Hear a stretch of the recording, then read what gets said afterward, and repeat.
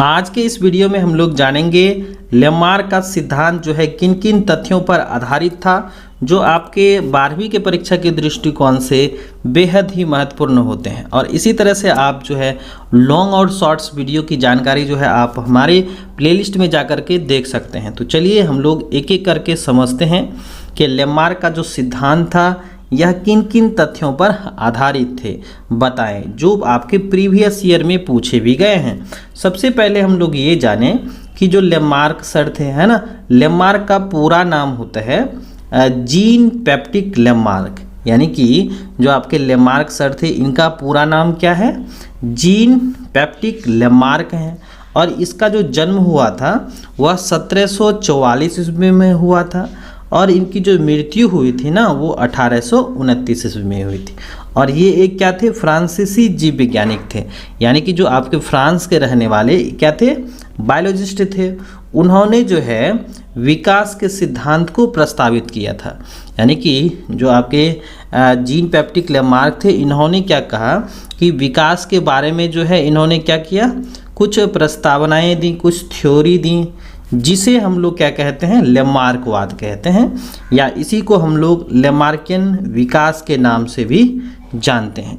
तो ये जो वैज्ञानिक थे लेमार्क, इन्होंने जो है इवोल्यूशंस के क्षेत्र में, विकास के क्षेत्र में अपना योगदान दिया। और ये जो हैं इनका जो स्टेटमेंट्स है, इनकी जो प्रस्तावना है, थ्योरी है, इसको हम लोग लेमार्कवाद के नाम से भी जानते हैं। लेमार्कवाद के मुताबिक जो जीव होते हैं अपने गुणों को अगली पीढ़ी में पहुंचाते हैं। कहने का मतलब कि जो जीवों में क्या होता है, उनके पेरेंट्स में गुण और लक्षण होते हैं, वह अगली पीढ़ी में क्या हो जाते हैं, इनहेरिट हो जाते हैं, वंशागत हो जाते हैं। आगे हम लोग देखें कि लेमार्क का जो सिद्धांत है, जिसे हम लोग क्या कहते हैं, लेमार्कवाद भी कहते हैं, मुख्य रूप से यह अर्जित लक्षणों का विरासत, यानी कि इनहेरिटेंस ऑफ एक्वायर्ड कैरेक्टर्स और अंगों के उपयोग और अनुप्रयोग के सिद्धांतों पर आधारित हैं। कहने का मतलब कि जो लेमार्क का सिद्धांत है वह किस किस जो है सिद्धांतों पर आधारित है, तो मुख्य रूप से यह कैसे है, अर्जित लक्षणों की विरासत। कहने का मतलब कि इनहेरिटेंस ऑफ एक्वायर्ड कैरेक्टर्स और अंगों के उपयोग और अनुप्रयोग के सिद्धांतों पर आधारित हैं। तो आइए हम लोग एक एक करके देखते हैं कि यहाँ पर जो है तथ्यों जो है वह किस किस तथ्यों पर क्या है, आधारित है।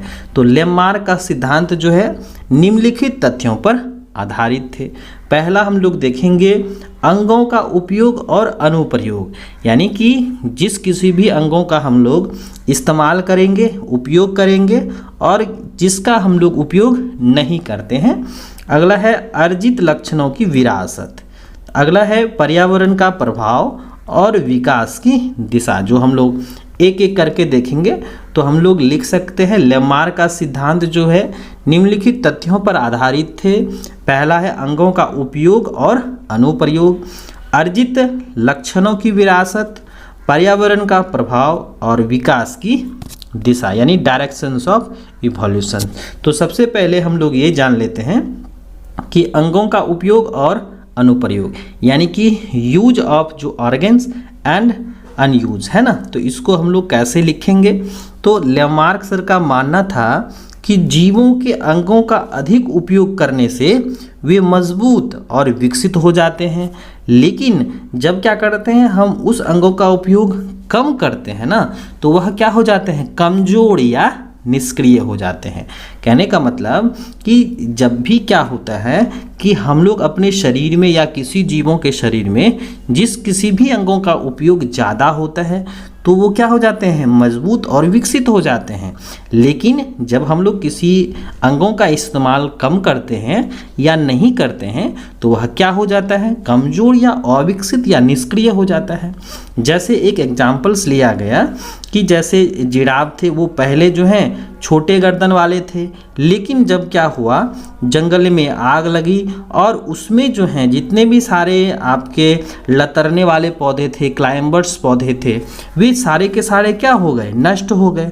तो इस जिराफ के पास एक ही संघर्ष था कि वह वृक्षों तक जो है अपने इस गर्दन को लंबे करे और जो है वह उसका भोजन करे।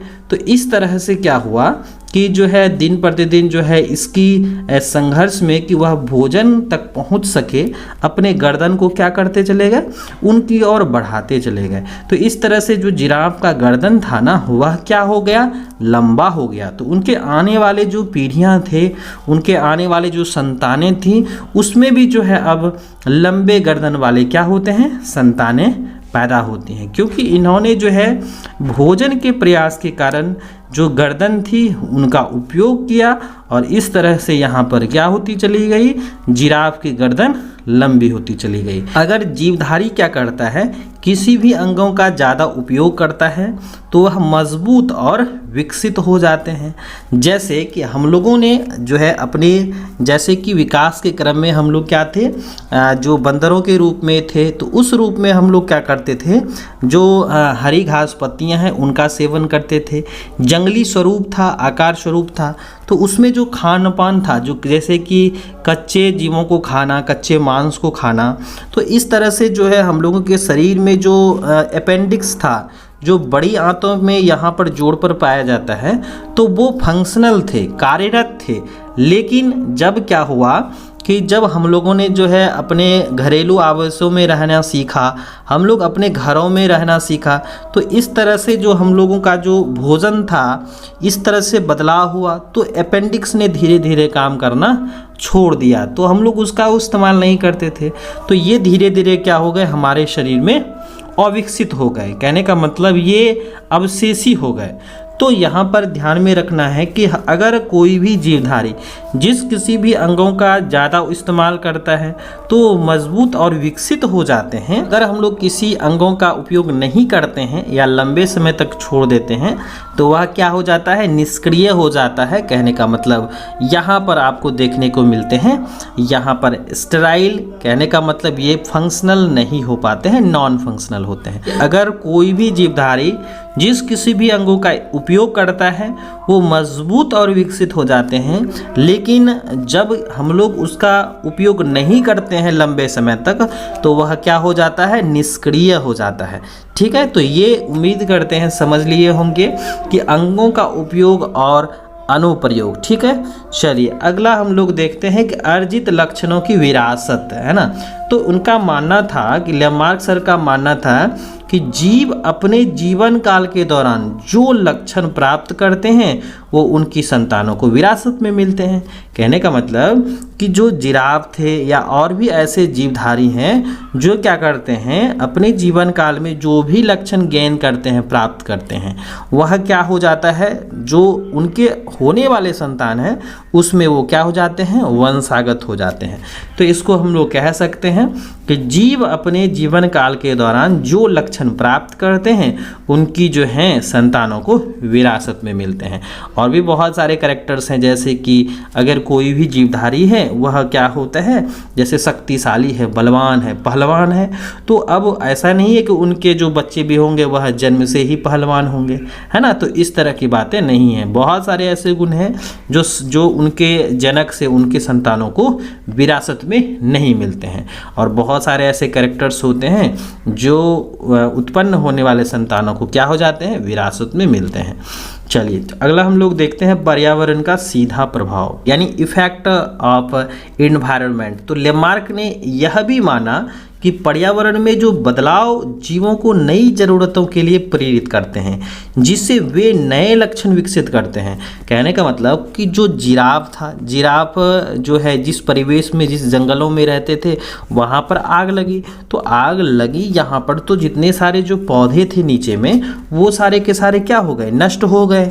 अब भैया जिराफ खाएगा क्या, तो अब उन्होंने क्या किया कि जो है धीरे धीरे अपने गर्दनों को लंबा करना सीखा, यानी कि वो भोजन के लिए जो है ना अपने गर्दनों को जो है कुछ इस तरह से जो है उन्होंने वृक्ष की ओर जो है लाना सीखा, लाते थे। तो इस समय जो है क्या होता था, इनकी गर्दनें धीरे धीरे क्या होती चली गई, लंबी होती चली गई। तो कहता है कि पर्यावरण में बदलाव जीवों को नई ज़रूरतों के लिए प्रेरित करते हैं। तो अगर जो है क्या होता है, कोई भी जैसे कोई ज़रूरतें होती हैं अगर वो करी जाए निरंतर, तो फिर क्या होगा, इस तरह से हम लोगों के शरीर में बाहरी बदलाव हो सकते हैं जो जिराफ के साथ हुआ। अगर जो है जो ज़मीन पर जो पौधे थे अगर वो नष्ट नहीं होते तो फिर जिराफ जो है छोटे कद वाले ही प्राप्त होते। यानी अभी जो वर्तमान समय है इसमें जिराफ जो है कम ही गर्दन छोटे वाले होते हैं, है ना। तो इस तरह से क्या हुआ, पर्यावरण में बदलाव हुआ जो जीवों को नई ज़रूरतों के लिए प्रेरित करे और जिससे क्या हो गए, नए लक्षण विकसित हो गए।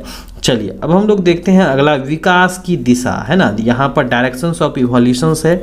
तो लेमार्क का मानना था कि जीव शरीर जो होते हैं ना वह सरल से जटिल रूपों की ओर विकसित होते हैं। कहने का मतलब कि जो जीवधारी जो पर्यावरण में रहते हैं वह विभिन्न प्रकार के जो है परिवेशों को झेलते हैं। तो यहाँ पर क्या होता है, जो विकास की दिशा होती है ना वह जो है सरल से जटिल की ओर होती हैं। कहने का मतलब पहले जीवधारी कैसा था, सिंपल था, है ना, और वह धीरे धीरे क्या होता चला गया, कॉम्प्लेक्स होता चला गया। तो ये सारे के सारे आपके यहाँ पर देखने को मिलते हैं। चलिए अब हम लोग देखते हैं अगला कि लेमार्क ने जिराफों का उदाहरण दिया। जैसा कि हम लोगों ने यहाँ पर देखा कि जिराफों ने लंबी गर्दन विकसित करने के लिए पैरों की ऊंची पत्तियों तक पहुँचने के लिए अपनी गर्दन को बार बार खींचा। क्यों खींचा भाई, क्योंकि जो है नीचे जो है पौधे क्या होते चले गए, नष्ट हो गए थे, और यह लंबी गर्दन का गुण उसकी संतानों को भी विरासत में मिला।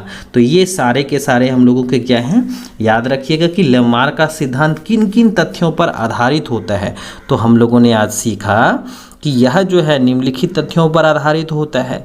जैसे हम लोगों ने देखा कि अंगों का उपयोग और अनुप्रयोग, हम लोग यहाँ पर जो है इसको देखें कि जिस अंग का इस्तेमाल ज़्यादा करेंगे वह ज़्यादा विकसित होगा और जिस अंग का इस्तेमाल नहीं करेंगे, कम करेंगे, वह क्या हो जाएगा, कमजोर या अवशेषी हो जाएगा।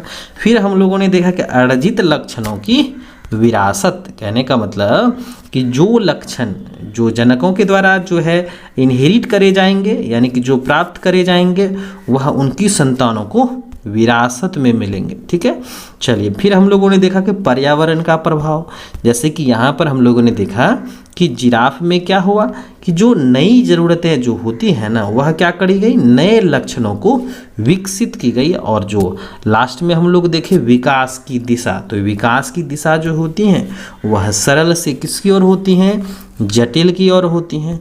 तो यहाँ तक हम लोगों ने सीखा। तो उम्मीद करते हैं कि हम लोग जो है इस सवाल को सॉल्व कर पाएंगे कि लेमार्क का सिद्धांत जो है किन किन तथ्यों पर आधारित थे, बताएं। और इसी तरह से आप जो है अगर अन्य सारे क्वेश्चंस देखना चाहते हैं जो आपके 12वीं के परीक्षा के दृष्टिकोण से बेहद महत्वपूर्ण होते हैं, तो आप हमारे जो है प्लेलिस्ट में जाइए। वहाँ पर आपको जो है 2026 ईस्वी की जो परीक्षा की तैयारी करवाई जा रही है वहाँ पर आप एक एक जो है क्वेश्चंस अपने हिसाब से देख सकते हैं। और अगर आप हमारे चैनल पर नए हैं तो चैनल को सब्सक्राइब कर दीजिएगा, अपने 12वीं कक्षा के साथी के साथ शेयर कर दीजिएगा ताकि वे बच्चे भी जो है इन चीज़ों के बारे में सीख सके। तो चलिए आज के लिए इतना ही, हम लोग मिलते हैं एक नए वीडियो में एक नए टॉपिक के साथ।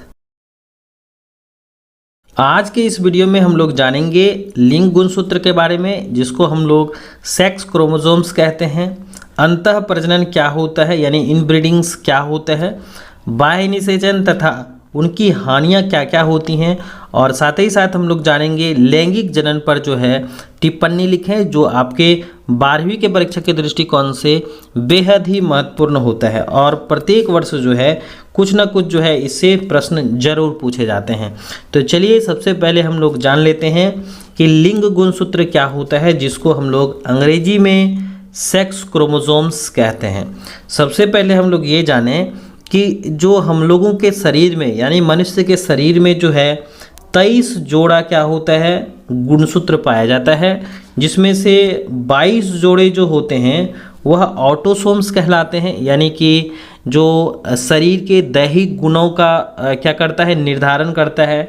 लेकिन एक जोड़े जो होते हैं जो लिंग निर्धारण करते हैं कि जो उत्पन्न हुए संतानें होंगी वह जो है लड़का होगा या लड़की होगा।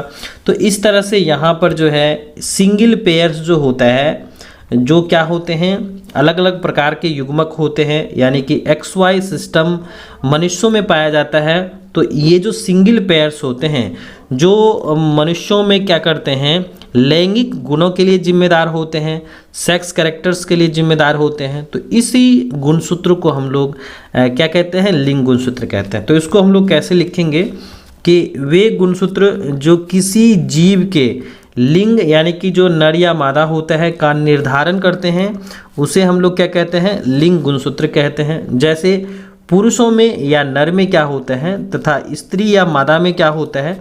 पुरुषों की अगर बात करें तो पुरुषों में क्या होता है, Y क्रोमोसोम्स होता है, लेकिन स्त्रियों में जो है 2 X क्रोमोसोम्स होता है। ठीक है, तो लिंग गुणसूत्र जो होता है वह एकलिंगी प्राणियों में लिंग निर्धारण में क्या करते हैं, महत्वपूर्ण भूमिका निभाते हैं। कहने का मतलब कि जो एकलिंगी प्राणी होता है, यूनिसेक्सुअल एनिमल्स होता है, उसमें क्या होता है, सेक्स डिटर्मिनेशंस यानी कि जो आपके लिंग गुणसूत्र होते हैं ये जो है काफ़ी अहम भूमिका निभाते हैं यहाँ पर, क्योंकि जीव अलग अलग तरह के होते हैं, अलग अलग सेक्स कैरेक्टर्स वाले होते हैं। तो यहाँ पर निर्णायक होता है कि कौन से जीव जो होते हैं ना पुरुष होंगे और कौन से स्त्री होंगे। यह इस बात पर निर्भर करता है कि लिंग गुणसूत्र का जो है कौन सा पेयर क्या हुआ जो आपके निषेचन के समय कंबाइन किया। तो चलिए अब हम लोग देखते हैं आगे कि मनुष्यों में जो है 23 जोड़े गुणसूत्र होते हैं, जिसमें से 22 जोड़े जो गुणसूत्र होते हैं वह ऑटोसोम्स कहलाते हैं तथा एक जोड़ी को हम लोग क्या कहते हैं, लिंग गुणसूत्र कहते हैं। यानी मनुष्यों में कुल मिलाकर के 23 जोड़े गुणसूत्र होते हैं, जिसमें से 22 जोड़ा जो होता है ना वह क्या होता है, ऑटोसोम्स होता है। और ऑटोसोम्स क्या होता है, हमारे शरीर में दैहिक गुणों के लिए निर्धारण करता है, यानी कि हमारा शरीर किस प्रकार से होगा, आकार प्रकार रंग, ये सब के सब ऑटोसोम्स जो है डिसाइड करते हैं। लेकिन जो एक जोड़ी होता है वह आपके लिंग गुणसूत्र कहलाते हैं, जो क्या करता है, सेक्स डिटर्मिनेशन यानी कि लिंग निर्धारण करने का कार्य करता है। चलिए अब हम लोग देखते हैं आगे कि जो X गुणसूत्र होता है वह अपेक्षाकृत बड़े होते हैं, लेकिन Y गुणसूत्र कैसा होता है, ये छोटा होता है। तो यहाँ पर हम लोग को ध्यान में रखना है कि लिंग गुणसूत्र जो होते हैं वे गुणसूत्र होते हैं जो किसी जीव के लिंग का निर्धारण करते हैं, उसे हम लोग क्या कहते हैं, सेक्स क्रोमोसोम्स कहते हैं। जो पुरुषों में क्या होता है, XY होता है और स्त्रियों में क्या होता है, XX होता है। मनुष्यों में 23 जोड़े गुणसूत्र होते हैं, जिसमें से 22 जोड़े क्या होते हैं, ऑटोसोम्स होते हैं, लेकिन एक जोड़ा क्या होता है, लिंग गुणसूत्र होता है। यहाँ पर हम लोगों ने सीखा कि X गुणसूत्र अपेक्षाकृत बड़े होते हैं और Y गुणसूत्र क्या होता है, छोटा होता है। चलिए अब हम लोग देखते हैं दूसरा सवाल कि अंतः प्रजनन यानी कि इनब्रीडिंग्स क्या होता है। तो सबसे पहले हम लोग ये जानें कि इसका डिफिनेशन से देख लेते हैं कि किसी एक ही प्रजाति के यानी कि जो आपके एक ही मेंबर्स के जो अलग अलग जीव होते हैं, एक ही प्रजाति के जीवों के बीच होने वाले प्रजनन को क्या कहते हैं हम लोग, अंतः प्रजनन कहते हैं, यानी इनब्रीडिंग्स कहते हैं। और इस प्रकार के प्रजनन से समयुग्मजता बढ़ती हैं, क्योंकि यहाँ पर जो है एक ही प्रजाति के जीव हैं तो यहाँ पर जो है अलग अलग नए गुणों का समावेश नहीं होगा। हाँ, एक ही प्रजाति के जीव हैं तो इन दोनों के बीच में जो है कहीं ना कहीं जो है कुछ ऐसे कैरेक्टर्स कंबाइन करेंगे जो है क्या करेगा, एक नए संतति उत्पन्न करेंगे जो दोनों के गुणों से समायोजित होगा। ठीक है, तो इससे क्या होता है, हानिकारक और प्रभावी जीन उजागर होते हैं। तो यहाँ पर हम लोग कह सकते हैं कि किसी एक ही प्रजाति के जीवों के बीच होने वाले प्रजनन को क्या कहते हैं हम लोग, अंतः प्रजनन कहते हैं। और इस प्रकार के प्रजनन से समयुग्मजता बढ़ती हैं, जिससे हानिकारक और प्रभावी जीन क्या होते हैं, उजागर होते हैं। यानी कि जो गुण लक्षण उनके पेरेंट्स में शो नहीं कर पाए, नहीं दिखलाई दिए, वह क्या होता है, हानिकारक और प्रभावी जीन भी क्या हो जाते हैं, जो प्रेजेंट जनरेशन में वह क्या होता है, शो करता है, दिखलाई पड़ता है। ठीक है, चलिए अब हम लोग देखते हैं अगला कि एक्सटर्नल फर्टिलाइजेशंस क्या होता है, बाह्य निषेचन क्या होता है और इनके क्या क्या नुकसान हैं। ठीक है, चलिए अब हम लोग इसका पहले डिफिनेशन देख लेते हैं कि फर्टिलाइजेशन यानी निषेचन की प्रक्रिया क्या होती हैं। तो देखिए, नर और मादा युग्मक के संलयन यानी मिलान जो होता है की प्रक्रिया को क्या कहते हैं? निषेचन कहते हैं। मतलब कि नर और मादा युग्मक के संलयन की प्रक्रिया को निषेचन कहा जाता है और निषेचन के फलस्वरूप युग्मनज का निर्माण होता है। जैसे अगर हम लोग बात करें तो ये है मादा युग्मक, है ना, और इसको मान के चलते हैं ये है शुक्राणु कोशिकाएं। तो ये हैं आपके फीमेल गैमीट्स हैं यानी मादा युग्मक हैं, ये नर युग्मक हैं और ये दोनों आपस में कंबाइन करेंगे, मिलेंगे तो क्या करेंगे? ये द्विगुणित संरचना बनाएंगी जिसको हम लोग क्या कहते हैं? युग्मनज। क्या कहते हैं? युग्मनज कहते हैं, है ना, युग्मनज कहते हैं। तो इस तरह से तो निषेचन का डिफिनेशन लिखेंगे सबसे पहले। नर तथा मादा युग्मक के संलयन की प्रक्रिया को निषेचन कहते हैं और निषेचन के परिणाम स्वरूप जो जाइगोट बनते हैं इनका निर्माण होता है। क्योंकि देखिए यहाँ पर जो युग्मक होते हैं वह अगुणित होता है, तो अगुणित ये नर और मादा युग्मक हैं तो ये दोनों मिल जाएंगे तो क्या बनाएंगी? द्विगुणित कोशिकाएं बनाएंगे। यानी युग्मनज क्या होता है? द्विगुणित कोशिकाएं होती हैं, है ना। चलिए अब हम लोग देखते हैं कि जो आपके बाह्य निषेचन है इसकी क्या परिभाषा है कि जब निषेचन की जो प्रक्रिया होती हैं मादा शरीर के बाहर होंगी या किसी माध्यम में होंगी, जैसे जल में होगी, तब वह क्या कहलाता है? बाह्य निषेचन कहलाता है। कहने का मतलब कि जो नर और मादा जो युग्मक होता है यह इनका अगर मिलान क्या होता है? जीव शरीर के बाहर होता है या मादा शरीर के बाहर होता है तो उसको हम लोग क्या कहते हैं? उसको बाह्य निषेचन कहते हैं। हो सकता है यह अलग अलग माध्यमों में जैसे कि जल में हो। इसका एग्जाम्पल्स जो है शैवाल है, मछली है, मेढक है, इन सबों में क्या होता है? बाह्य निषेचन देखने को मिलता है। अब हम लोग देखें इनकी क्या क्या नुकसान है, क्या हानियां हैं, ठीक है। तो इसमें देखिए हम लोग पहला देखें कि इसमें अधिक संख्या में युग्मकों की आवश्यकता होती है। कहने का मतलब कि जो बाह्य निषेचन की प्रक्रियाएं होती हैं ना इसमें ज़्यादा क्या बनते हैं? गैमीट्स की आवश्यकता होती हैं। दूसरा देखें संलयन के अवसर बहुत ही कम होते हैं। कहने का मतलब कि ये जो आपके मीडियम में छोड़े जाते हैं तो यहाँ पर एक्सीडेंटली जो है क्या होते हैं? आपस में संयोग करते हैं नर और मादा युग्मक। तो यहाँ पर हम लोग लिख सकते हैं कि संलयन के अवसर बहुत ही कम होते हैं। और अगर पर्यावरण में छोड़े जा रहे हैं, किसी माध्यम में छोड़े जा रहे हैं तो यहाँ पर जीवों से ज़्यादा खतरा है। तो लिख सकते हैं संतति शिकारी पशु पक्षियों से क्या होते हैं? असुरक्षित होते हैं, ठीक है। मातृरक्षा क्या होती हैं? अनुपस्थित होती हैं, यानी कि पेरेंटल केयर क्या होता है? अब्सेंट होता है। और जो युग्मक होता है अधिक संख्या में बर्बाद हो जाते हैं। कहने का मतलब कि यहाँ पर जितने सारे युग्मक बनते हैं वो सारे के सारे तो एक्सीडेंटली मिलते हैं, यानी कि संयोग करते निषेचन की प्रक्रिया होती हैं। और जो भी आपके युग्मक होते हैं वो बहुत सारे क्या हो जाते हैं? वेस्ट हो जाते हैं, बेकार हो जाते हैं। तो ये सारे के सारे जो हैं आपके क्या हैं? बाह्य निषेचन के नुकसान हैं कि इसमें अधिक संख्या में युग्मक की आवश्यकता होती है, संलयन के अवसर बहुत ही कम होते हैं, संतति जो है वह शिकारी पशु पक्षियों से वह सुरक्षित होते हैं, यानी का मतलब कि वह उसका भोजन बन जाएगा, है ना। मातृरक्षा अनुपस्थित होती हैं, युग्मक अधिक संख्या में क्या हो जाते हैं? बर्बाद हो जाते हैं। चलिए अब हम लोग को देखते हैं अगला क्वेश्चन कि जीवों में अलैंगिक जनन के बारे में बताएं। कहता है कि जो अलैंगिक प्रजनन की प्रक्रियाएं होती हैं जिसको हम लोग अंग्रेजी भाषा में क्या कहते हैं? एसेक्सुअल रिप्रोडक्शंस कहते हैं। और इसको हम लोग इस तरह से कह सकते हैं कि जो अलैंगिक प्रजनन की प्रक्रियाएं हैं ना वह क्या है? प्रजनन का ही प्रकार होता है जिसमें एकल मातृ कोशिकाएं भाग लेती हैं, यानी सिंगल सेरेंट्स यानी सिंगल पेरेंट सेल्स भाग लेती है ना। यह एक जनकीय प्रक्रिया होगी।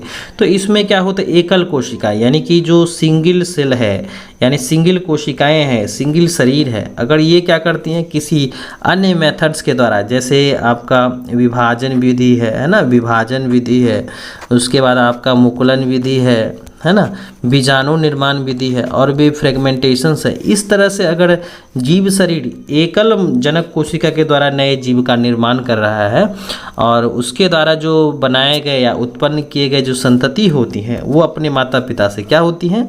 समान होती हैं। किस किस मामले में होती हैं? तो वह आकारिकी मामले में होती हैं और आनुवांशिकी मामले में होती हैं।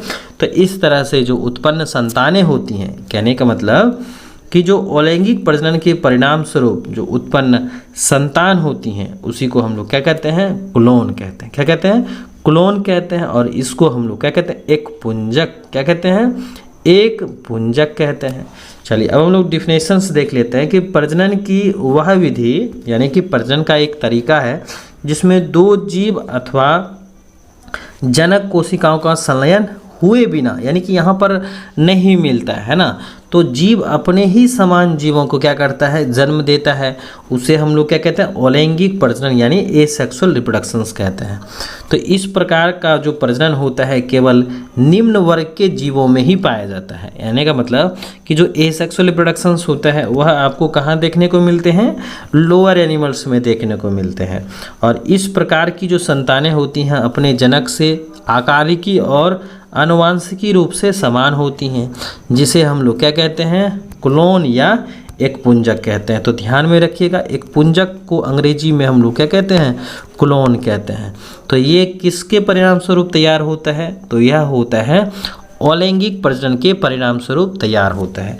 चलिए अब हम लोग देखते हैं जनन की अच्छी विधि कौन सी होती हैं और क्यों होती हैं। तो इसको हम लोग किस प्रकार से लिखेंगे, जनन की जो सबसे अच्छी विधि होती है वह लैंगिक प्रजनन मानी जाती हैं। कहने का मतलब लैंगिक प्रजनन में क्या होता है, यहाँ पर दो विपरीत लिंग वाले जीव भाग लेते हैं और उनके द्वारा जो उत्पन्न युग्मक आपस में मिलते हैं ना, तो ये क्या बनाते हैं, युग्मनज कोशिकाएं बनाती हैं। और युग्मनज कोशिकाएं जो होती हैं वह आनुवांशिक सूचनाओं में जो विभिन्नताएं आती हैं जो विकास में सहायक होती हैं। कहने का मतलब कि जो लैंगिक प्रजनन की प्रक्रियाएं हैं ना, इसमें क्या होता है, अलग अलग जीव शामिल होते हैं और वो विपरीत लिंग वाले होते हैं। एक नर होता है, दूसरा मादा कोशिकाएं होती हैं, और वो दोनों युग्मक जब बनाते हैं और दोनों का संयोग होता है, कहने का मतलब कि निषेचन की प्रक्रिया होती हैं, तो युग्मनज कोशिकाएं बनाती हैं, है ना, जिसमें क्या होता है, अलग अलग जो है गुण आपस में मिलते हैं, जिससे आनुवांशिक सूचनाओं में बदलाव होता है जो विभिन्नता लाती है ना, और उससे क्या होता है, उत्परिवर्तन होता है जो विकास का आधार बनती है। ठीक है, चलिए इसमें क्या होता है, इस विधि में द्वारा जो उत्पन्न संतानें होती हैं वह क्या होती हैं, सुरक्षित होती हैं। कहने का मतलब पेरेंटल केयर होता है, और उसमें क्या होता है, जीनी शक्ति का विकास होता है। मतलब जो संतति आएंगे वह क्या होंगे, एडवांस टाइप के होंगे, जटिलतम होंगे। तो इस तरह से जो है हम लोगों के जो सेक्सुअल रिप्रोडक्शंस होते हैं वह जनन की अच्छी विधि मानी जाती है, क्योंकि इसमें दो जीवों का संयोग होता है, अलग अलग युग्मक के मिलने के कारण जो है युग्मनज बनते हैं, और आनुवांशिक सूचनाओं में विभिन्नता के कारण जो है उत्परिवर्तन के बाद विकास का आधार बनती हैं, और पेरेंटल केयर होता है, जीनी शक्ति बढ़ती हैं, और इसी वजह से जो है लैंगिक प्रजनन को हम लोग क्या कहते हैं, जनन की अच्छी विधि मानते हैं।